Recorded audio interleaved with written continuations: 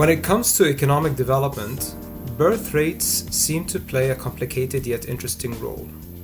Developed countries such as Canada, Greece, and South Korea all have very low birth rates. In fact, most developed countries' birth rates are below the population replacement rates, which is usually set at above 2 births per woman.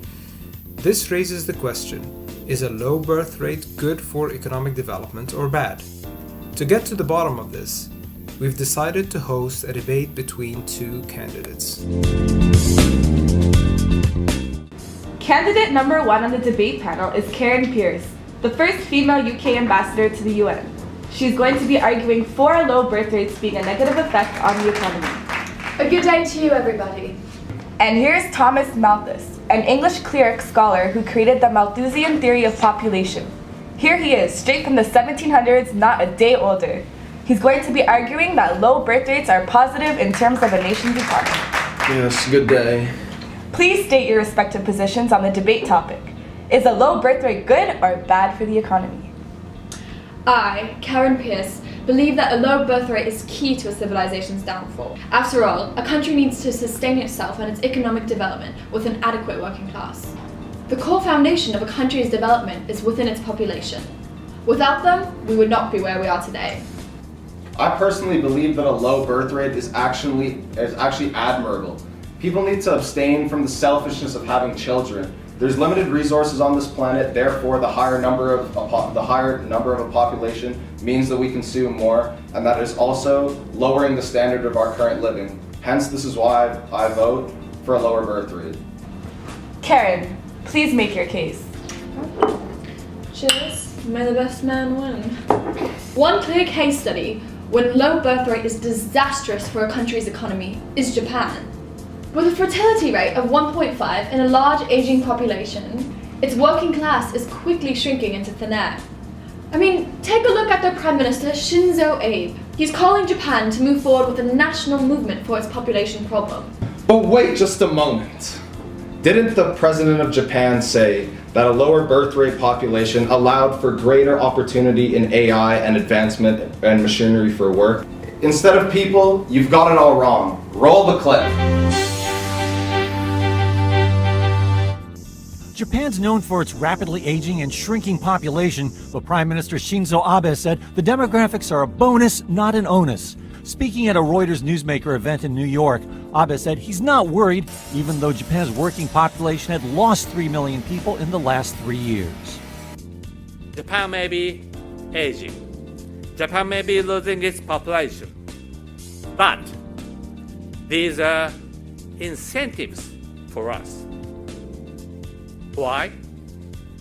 Because we will continue to be motivated to grow up productivity. He said Japan would do that by investing in digital technology, robots, and artificial intelligence, among other things. You see, as technology grows, we need less workers. Therefore, Japan is in no real economic danger. No economic danger? How can you say that when Japan is expected to lose a third of its population by 2060? But Karen, what you fail to realize is that a country's economic growth relies on so much more than just its birth rate. We have such as investment, trade, education, and gender equality are so much more influential when it comes to a country's economy rather than a lame old birth rate. In fact, a majority of developed countries with a high success in financials actually have a low birth rate. Yes, but that's when a developing country has enough immigration to offset the low birth rate. When it comes to maintaining the replacement rates, most developing countries fail to maintain their own population. I mean, simply look at the statistics. Greece and Spain all have a fertility rate of 1.3. South Korea is at a measly 1.2. I mean, how much lower do these birth rates need to shrink until people realize we have a serious problem on our hands? I mean, Japan is facing a national crisis. You know, you should really read my book, An Essay on the Principle of Population, available on Amazon for $19.99. Thomas, this is not a time to advertise your book. I was getting to the point. Relax. God, so rude. Anyways, in my book I propose a theory called the Malthusian theory. And basically this is a theory of population. There I studied rabbits and used my keen mathematical skills to deduce the number of resources on Earth are limited. As the population grows, the resources will be taken much faster. Doesn't that just make sense to you? Higher population, higher consumption of resources. Do the math, it's laid out right in front of you. Yes, Thomas, but there is a flaw in your theory. Have you not had the chance to Google it? In fact, 80% of the world's resources are consumed by people in developed countries. I think your theory has a couple holes in it, my dear. After the Irish adopted the potato, their population dramatically increased, as did their dependence on the tuber as a major food staple. But then disaster struck. In addition, Thomas, didn't your theory cause the Irish potato famine? One of the deadliest famines in world history. Over 1 million Irish citizens starved to death, and 2 million more left their homes behind. Your theory drove Britain's parliament to decide to not have Ireland in their Irish potato famine, all because they believed that their population was growing too large. Due to your theory, may I remind you, my friend, over 1 million people died. So do we really want to sit here and support Thomas's opinion that low birth rates are positive for the population? I'll leave it up to you to decide. Let's not talk about that. But anyways, how can you be fooled by such a false wronging of fact? All right, now that both sides have had time to make their point, let's hear from our jury.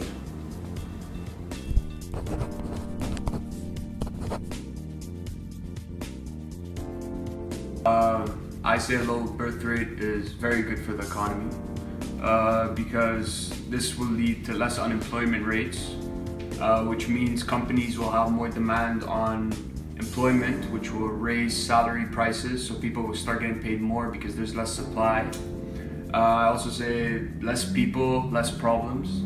There's going to be less problems in the economy as there's not a lot of people that the government has to take care of.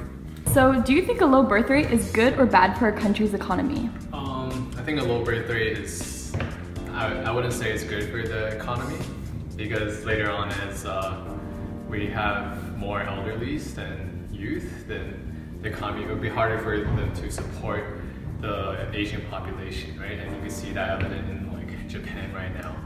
So, yeah. Perfect. So I think for a company or a country to develop in our society nowadays, I think you need young, fresh minds. So I think having a low birth rate is actually a negative thing, because if you have too many old people, your country sucks. So, do you think a low birth rate is good or bad for a country's economy, in your opinion? It's really good. Why? Has a negative impact on the economy, global warming, overpopulation. So, would you say a low birth rate is good or bad for a country's economy? So I think it's actually bad for the economy, because you want more access to resources in order to increase the human capital, so the economy would boom through technological advances. Also, it's with the circulation of money, so if you have more people, the economy is booming because money is being spent more and it's being circulated across the economy. Perfect.